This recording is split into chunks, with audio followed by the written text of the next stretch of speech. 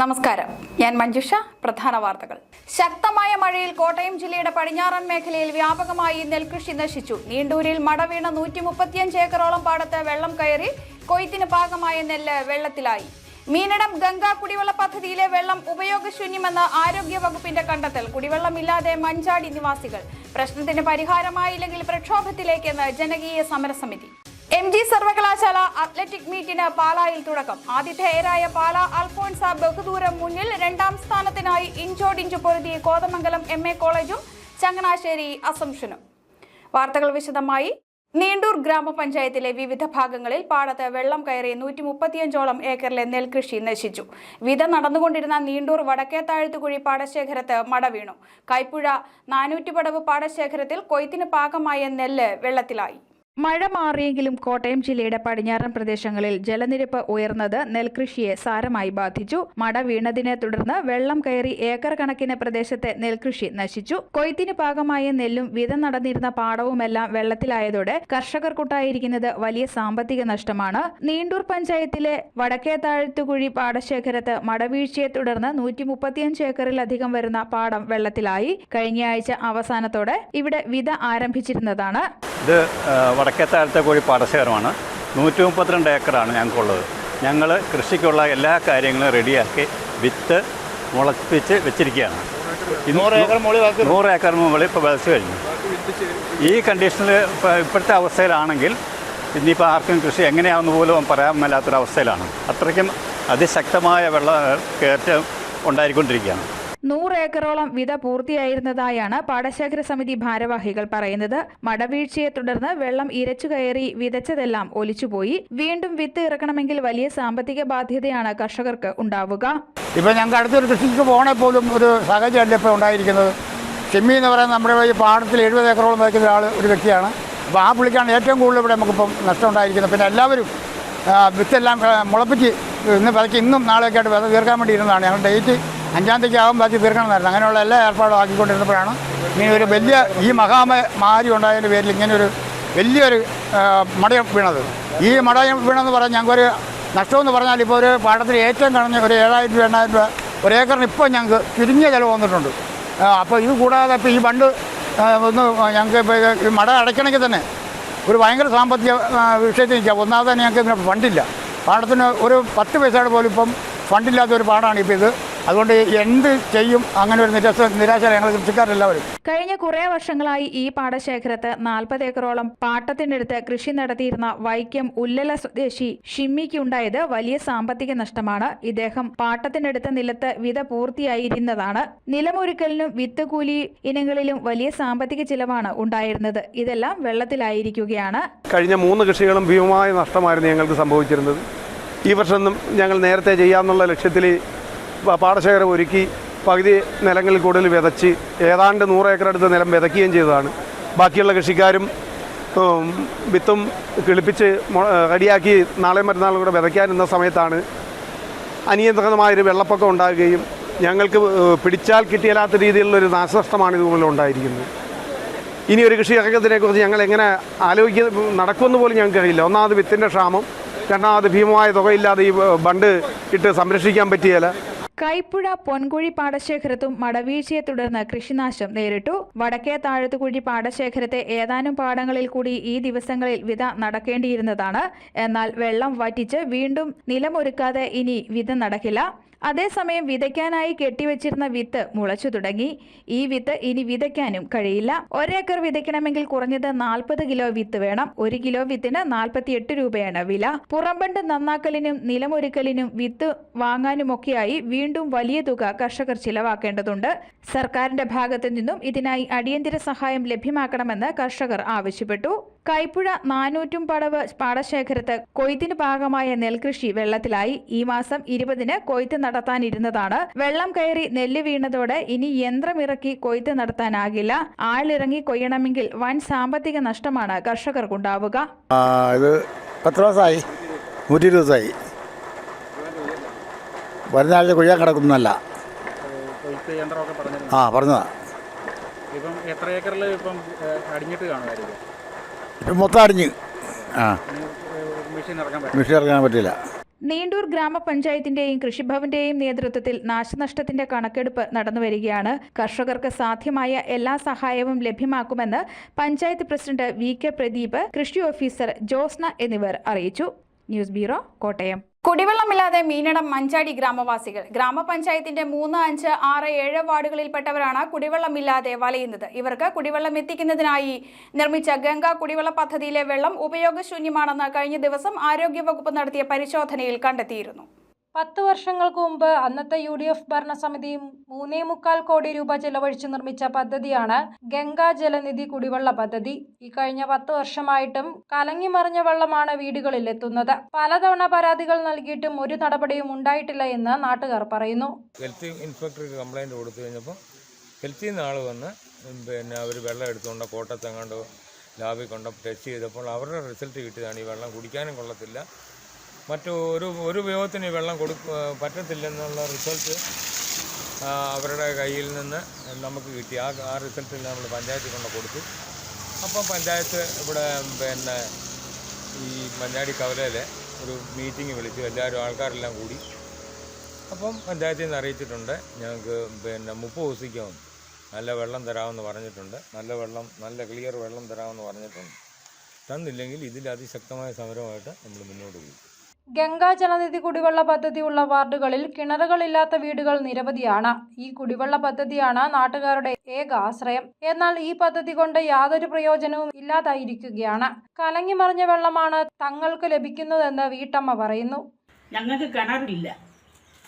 ഞങ്ങൾ 10-12 വർഷം കൊണ്ട് എഴുതി കൊടുത്ത് ഞങ്ങൾ പൈസയും കെട്ടിവെച്ച് എഴുതി കൊടുത്തതാണ്. അത് നല്ല വെള്ളം കിട്ടുമെന്നും പറഞ്ഞുകൊണ്ട് കുടിവെള്ളം കിട്ടുമെന്നും പറഞ്ഞുകൊണ്ടാണ് ഞങ്ങൾ എഴുതി കൊടുത്തത്. പക്ഷേ നമുക്ക് കുടിവെള്ളമായിട്ട് കിട്ടാൻ പറ്റത്തില്ല. ചായക്കായ് കളറാണ് വരുന്നത് ചില സമയങ്ങളിൽ.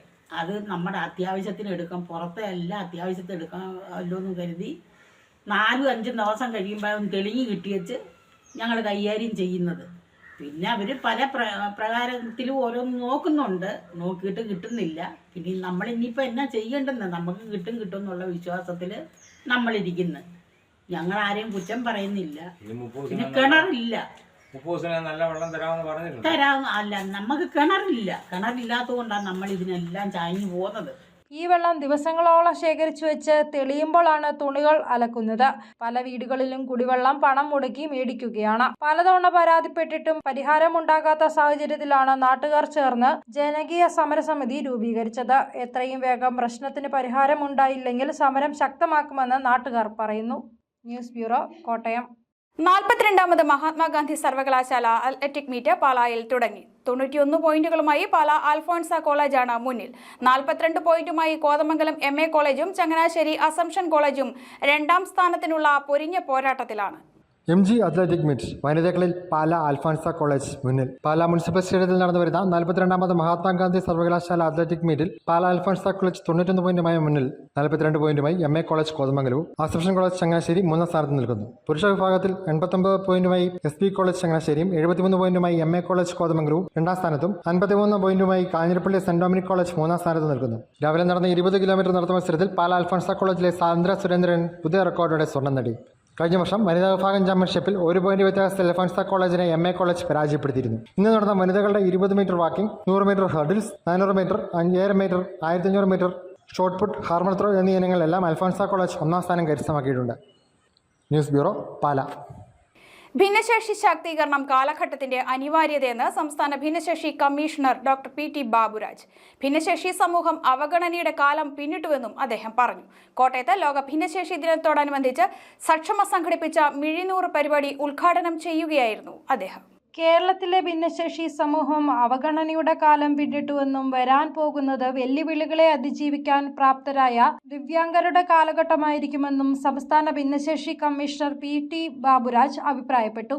കോട്ടയത്ത് ലോക ഭിന്നശേഷി ദിനത്തോടനുബന്ധിച്ച് സക്ഷമ സംഘടിപ്പിച്ച മിഴിനൂറ് എന്ന പരിപാടി ഉദ്ഘാടനം ചെയ്ത് സംസാരിക്കുകയായിരുന്നു അദ്ദേഹം. കോട്ടയം സക്ഷമയുടെ പ്രേരണയിൽ നടന്ന നേത്രദാനങ്ങളിലൂടെ 100 പേർക്ക് കാഴ്ച ലഭിച്ചതിന്റെ പ്രഖ്യാപനമായാണ് പരിപാടി സംഘടിപ്പിച്ചിരിക്കുന്നത്. സക്ഷമ സംസ്ഥാന അധ്യക്ഷൻ ഡോക്ടർ ബാലചന്ദ്രൻ മന്നത്തിന്റെ അധ്യക്ഷതയിൽ ചേർന്ന യോഗത്തിൽ നേത്രദാനം നടത്തിയ കുടുംബാംഗങ്ങളെ ആദരിക്കുകയും നേത്രദാനം പ്രോത്സാഹിപ്പിക്കുന്നതിനായി മായാത്ത മാരിവില്ല് എന്ന ഹ്രസ്വചിത്രം പ്രദർശിപ്പിക്കുകയും ചെയ്തു.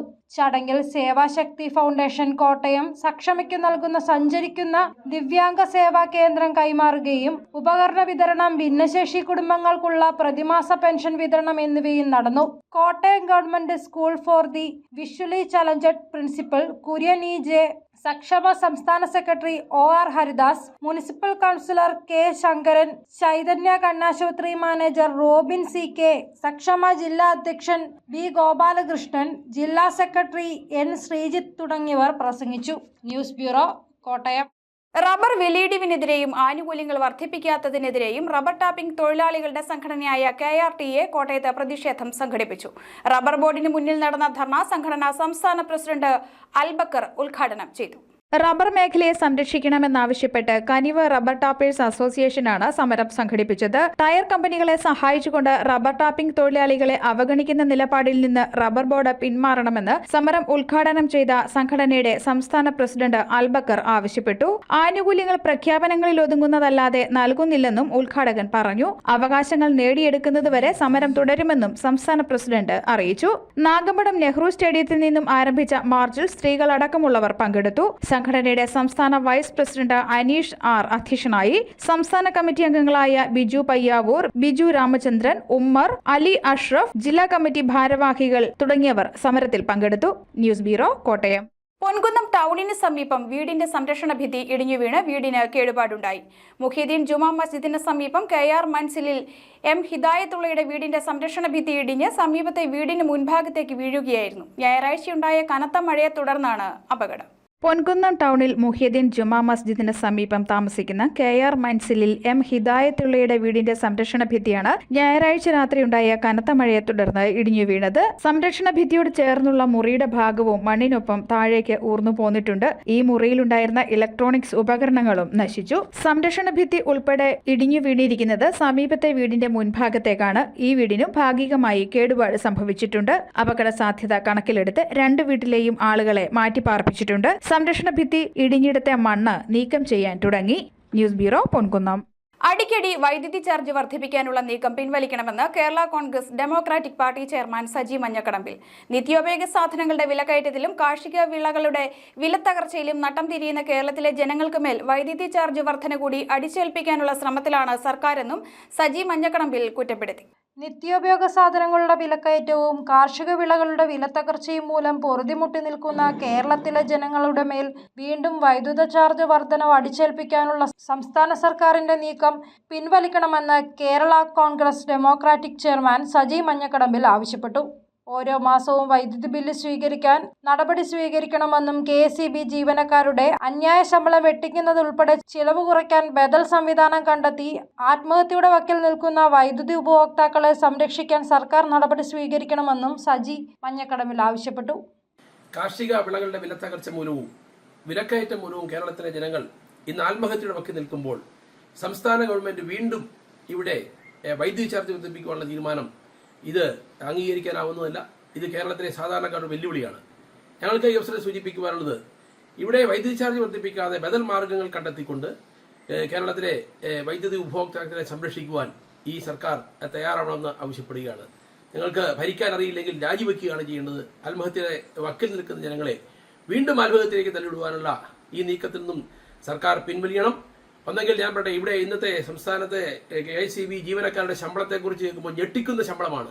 ഇവിടെ യൂണിയൻകാർ പറയുന്നത് കേട്ട് മാത്രം ശമ്പളം വർദ്ധിപ്പിച്ചുകൊണ്ട് കേരളത്തിലെ ജനങ്ങളെ അടിക്കടി കൊള്ളയടിക്കുന്ന ഈ ഭരണ സംവിധാനം, ഇത് ഇവരുടെ ഈ പിടിപ്പുകേട് അവസാനിപ്പിച്ചുകൊണ്ട് ഇന്ന് നമുക്കറിയാം മാസം ഇവിടെ വൈദ്യുതി ചാർജ് അടയ്ക്കാൻ പോലും സാധാരണക്കാർക്ക് സാധിക്കാത്ത ഈ ദുരവസ്ഥയിൽ വീണ്ടും വലിയ ഭാരം കെട്ടിവെക്കുവാനുള്ള നീക്കം അപലപനീയമാണ്.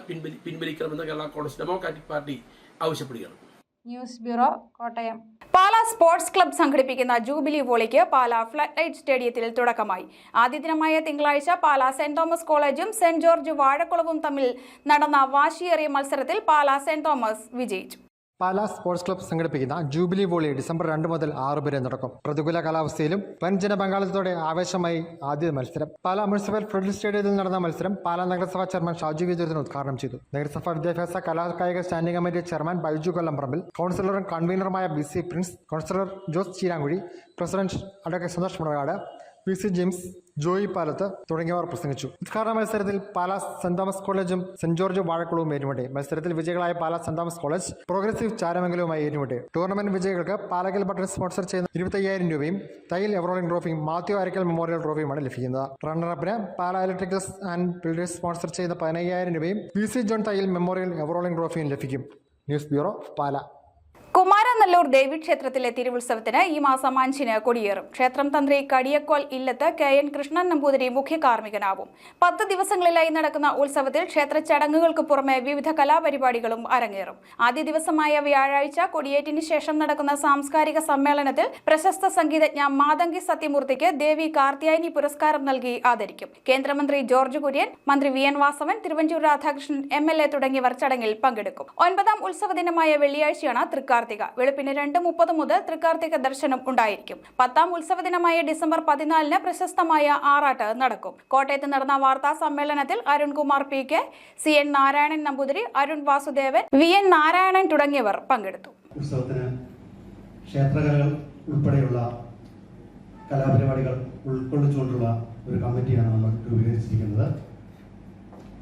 കൊടി കയറുന്ന അന്ന് വിനീത നെടുങ്ങാടിയുടെ മോഹിനിയാട്ടത്തോടു കൂടിയാണ് നമ്മുടെ കലാപരിപാടികൾ ആരംഭിക്കുന്നത്. 2ാം ഉത്സവ ദിവസം ശ്രീ വിനോദ് ചമ്പക്കരയുടെ കഥാപ്രസംഗം ഉണ്ടായിരിക്കുന്നതാണ്. 9ാം ഉത്സവത്തിന് സാംസ്കാരിക സമ്മേളനം ഉണ്ടായിരിക്കുന്നതാണ്. ബഹുമാനപ്പെട്ട കേന്ദ്ര ന്യൂനപക്ഷ സഹമന്ത്രി ശ്രീ ജോർജ് കുര്യൻ, അതുപോലെ തന്നെ തിരുവഞ്ചൂർ രാധാകൃഷ്ണൻ, VN വാസവൻ എന്നിവർ പങ്കെടുക്കുന്നതിന് ഇതിൽ കലാപരിപാടികൾ എല്ലാം തന്നെ നല്ല രീതിയിലുള്ള പരിപാടികളാണ് ഉൾക്കൊള്ളിച്ചു ഇരിക്കുന്നത്. ചേനപ്പാടി RV ഗവൺമെന്റ് VHSSൽ കുട്ടികൾക്കും രക്ഷിതാക്കൾക്കുമായി നടത്തിയ കുടനിർമ്മാണ പരിശീലന ശില്പശാല ഏറെ പ്രയോജനകരമായി. കുട്ടികളെയും രക്ഷിതാക്കളെയും സ്വയം തൊഴിൽ പ്രാപ്തരാക്കുക എന്നതായിരുന്നു ശില്പശാലയുടെ ലക്ഷ്യം. BRC അധ്യാപിക ജാസ്മിൻ കുട്ടികൾക്ക് പരിശീലനം നൽകി. ചേനപ്പാടി RV ഗവൺമെന്റ് VHSS സ്കൂളിൽ മോഡൽ ഇൻക്ലൂസീവ് സ്കൂൾ പ്രോജക്റ്റിന്റെ ഭാഗമായി കുട്ടികൾക്ക് കുടനിർമ്മാണ പരിശീലന ശില്പശാല നടന്നു. കുട്ടികളെയും രക്ഷിതാക്കളെയും സ്വയം തൊഴിൽ ചെയ്യാൻ പ്രാപ്തരാക്കുക എന്നതായിരുന്നു ലക്ഷ്യം. പദ്ധതിയുടെ ഉദ്ഘാടനം വാർഡ് മെമ്പർ സിന്ധു സോമൻ നിർവഹിച്ചു. കുടനിർമ്മാണ കിറ്റ് 5ാം ക്ലാസ്സുകാരിയായ ആർദ്രയ്ക്ക് നൽകി PTA പ്രസിഡന്റ് രഞ്ജിത്ത് ശില്പശാലയ്ക്ക് തുടക്കമിട്ടു. സ്കൂൾ HM ടീന AM പ്രവർത്തനങ്ങൾക്ക് നേതൃത്വം നൽകി. BRCയിലെ സ്പെഷ്യലിസ്റ്റ് അധ്യാപിക ജാസ്മിൻ AM ആണ് കുട്ടികൾക്ക് പരിശീലനം നൽകിയത്. ജാസ്മിൻ, നിസാന, രജനി, സുർമി എന്നീ അധ്യാപകർ കുടപരിശീലനത്തിന് കുട്ടികളെ സഹായിച്ചു. കുടനിർമ്മാണ പരിശീലന ശില്പശാല ഏറെ പ്രയോജനപ്രദമായിരുന്നുവെന്ന് രക്ഷിതാക്കൾ അഭിപ്രായപ്പെട്ടു. News bureau, Kottayam. അറിയിപ്പ്. കുടിശ്ശികയായ ഓട്ടോറിക്ഷ മീറ്ററുകൾ, വ്യാപാര സ്ഥാപനങ്ങളിലെ അളവ് തൂക്ക ഉപകരണങ്ങൾ എന്നിവ മുദ്ര ചെയ്യാനായി ലീഗൽ മെട്രോളജി വകുപ്പ് ഒറ്റത്തവണ തീർപ്പാക്കൽ പദ്ധതി പ്രകാരം അദാലത്ത് സംഘടിപ്പിക്കുന്നു. അപേക്ഷകൾ ഡിസംബർ 13 വരെ ബന്ധപ്പെട്ട താലൂക്ക് ഓഫീസുകളിൽ സ്വീകരിക്കും.